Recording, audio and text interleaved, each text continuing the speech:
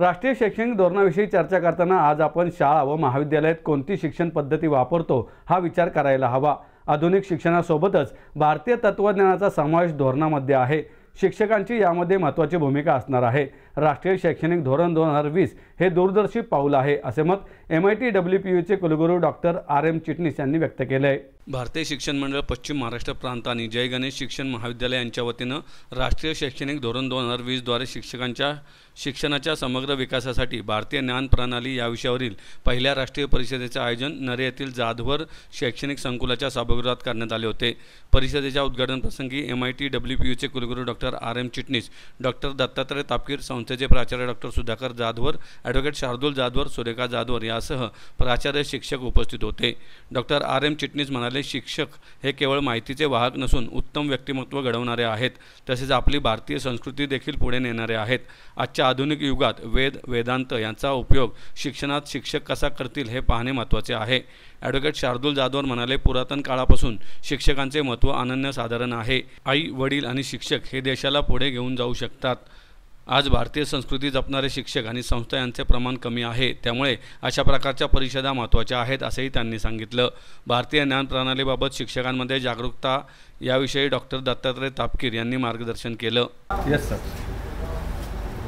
National education policy 2020 यांनी Indian knowledge system याच्याबद्दल विस्तृतपणे लिहिलेलं आहे आणि भारतातील 55,000 कॉलेजेस जे ॲफिलेटेड आहेत वेगवेगळ्या युनिव्हर्सिटीला आणि सुमारे 1100 युनिव्हर्सिटी यांना आता मॅन्डेटरी केलं आहे की मुलांना इंडियन एथॉस, इंडियन फिलॉसॉफी म्हणजे भारतीय संस्कृतीची आणि परंपरेची राखण करण्यासाठी आणि मुलांना त्यातून फायदा होण्यासाठी हे या पॉलिसीमध्ये NEP 2020मध्ये मॅन्डेटरी केलेलं आहे। मला आनंद आहे की डॉक्टर सुधाकरराव जाधवर यांच्या या भल्या मोठ्या शैक्षणिक प्रांगणामध्ये अशा पद्धतीची एक नॅशनल लेवल कॉन्फरन्स होत आहे।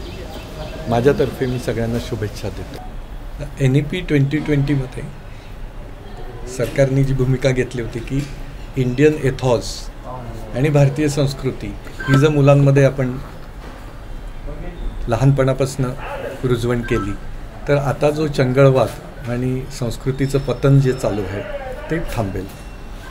आपल्याला माहिती आहे की लॉर्ड मेकॉले यांनी 200 वर्षापूर्वी ही सिस्टीम बदलली, जी आपल्याकडे काही हजार वर्षे होती गुरुकुल पद्धतीची आणि प्रत्येक मुलाला पर्सनल अटेन्शन आणि 20-25 लोकांचा ग्रुप, पण ती मास एज्युकेशन सिस्टीम केली इंग्लिश गव्हर्नमेंट असताना आपल्याकडे, त्याचे आपल्याला तोटे झाले आणि हळूहळू भारतीय पद्धती, परंपरा आणि संस्कृतीचा ऱ्हास होत गेला, म्हणून ही मोठी स्टेप उचललेली आहे।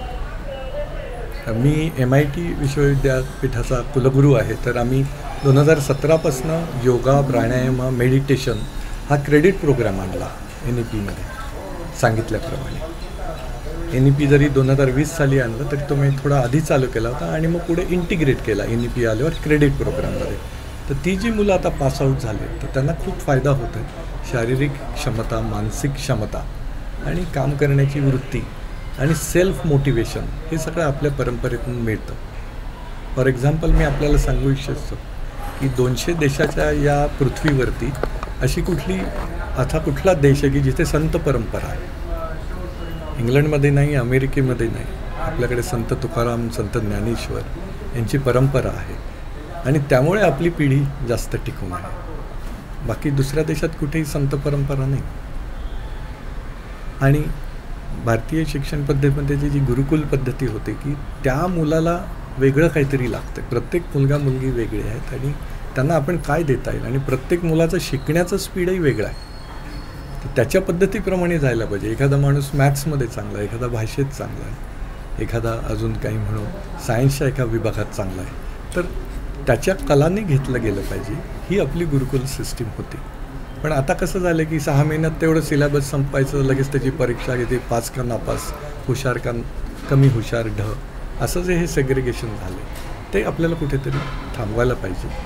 परंतु आपली सिस्टीम ही मोठी आहे, 4 कोटी विद्यार्थी आहेत, तर ह्यांचं काय करायचं? त्यामुळे काहीतरी मास एज्युकेशनही ठेवायला लागेल आणि क्लास एज्युकेशनही ठेवायला लागेल आणि भारतीय परंपरासुद्धा जतन करायला लागेल.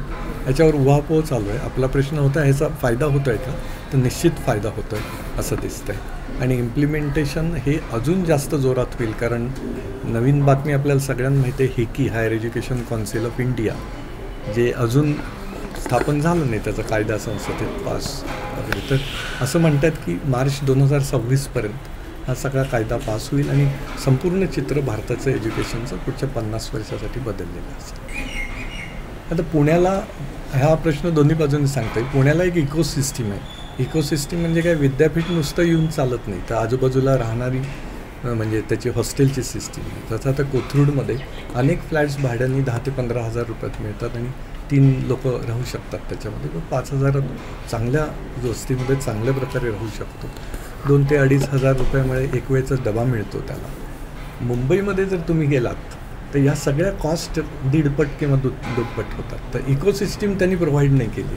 फॉरेन युनिव्हर्सिटी आणण्यासाठी त्यांना हब तयार केला, पण ती इकोसिस्टीम ही नेहमी टायर 2 सिस्टीममध्ये जास्त प्रभावी असेल, त्यामुळे तसा धोका. आता दुसऱ्या बाजूनी बोलायचं झालं तर संपूर्ण देशच आपला आहे. मग उद्या अरुणाचल प्रदेश किंवा तामिळनाडूमध्ये जरी असे हब आले आणि आपण पुढे गेलो शैक्षणिक, पण याच्यामध्ये फॉरेन हा जो कॉम्पोनंट आहे हा थोडा आपल्याला तपासून घ्यायला पाहिजे. 1990 साली बँका आल्या, फॉरेन बँक्स इन इंडिया. 88 साली फॉरेन कार कंपन्या आल्या. 2000च्या आसपास इन्शुरन्स कंपन्या आल्या. पण त्याच्यामध्ये एक क्लॉज होता की एक पार्टनर इंडियातला घ्यायला पाहिजे. आत्ताच्या ज्या फॉरेन युनिव्हर्सिटी येतात त्याच्यात इंडियन पार्टनर पाहिजे असं कुठेही दिसत नाही. पण आपण एक चाणाक्षपणे गोष्ट केली की शाळेला अलाउड नाही केलं. तुम्हाला माहिती आहे कुमुद बन्सल रिपोर्ट हा जवळजवळ 10 वर्षापूर्वी आला, सेक्रेटरी ज्या होत्या मिनिस्टर. उद्या तर ते शाळेमध्येच आले फॉरेनचे, तर मग पुन्हा एक वेगळ्या प्रकारचं त्याला मग धर्माचं किंवा वेगळ्या प्रकारचं वळण लागू शकतं. म्हणून आत्ता आपण फक्त हायर एज्युकेशन जे मुलगा मुलगी तयार आहेत, स्वतःचं चिंतन करू शकतात, त्यांच्यासाठीच हे ओपन केलं आहे. फक्त त्यांना असणारे नियम आणि भारतीय युनिव्हर्सिटीना असणारे नियम याच्यामध्ये असं म्हणतात की त्याच्यामध्ये पॅरिटी नाही, इक्वॅलिटी नाही आहे. जर एखादी व्यक्ती फॉरेनवरनं आली म्हणून त्याला वेगळे लॉ आणि आपल्याला वेगळे लॉ, हा आत्ता कळीचा मुद्दा आहे, जो आपण बघू 6-8 महिन्यामध्ये अजून things will be more clear. नमस्कार, मी प्राध्यापक डॉक्टर दत्तात्रय तापकीर, पुण्यातल्या SNDT शिक्षणशास्त्र महाविद्यालयातनं सेवानिवृत्त झालेलो आहे.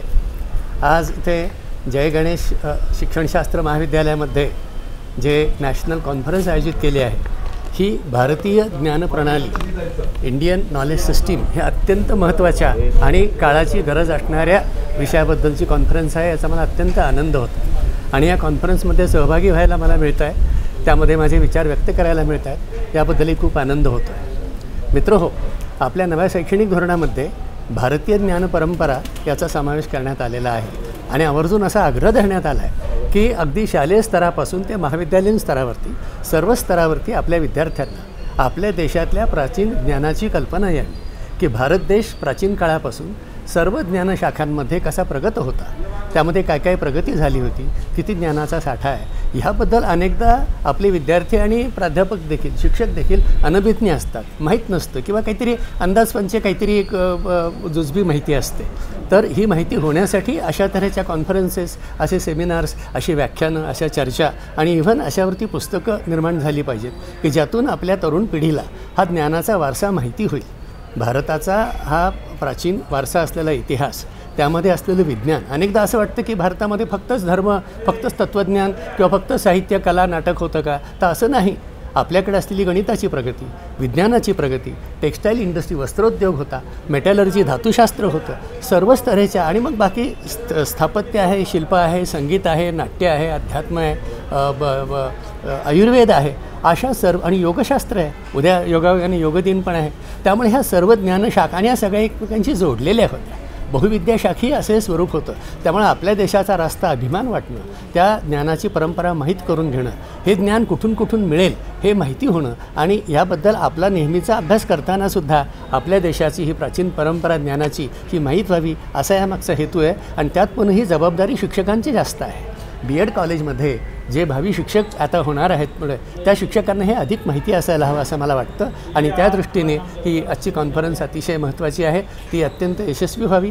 मलाही संधी मिळते, मी माझं मनोगत व्यक्त करीनच. याबद्दल मी परत एकदा संस्थेचे आभार मानून माझं मनोगत थांबवतो.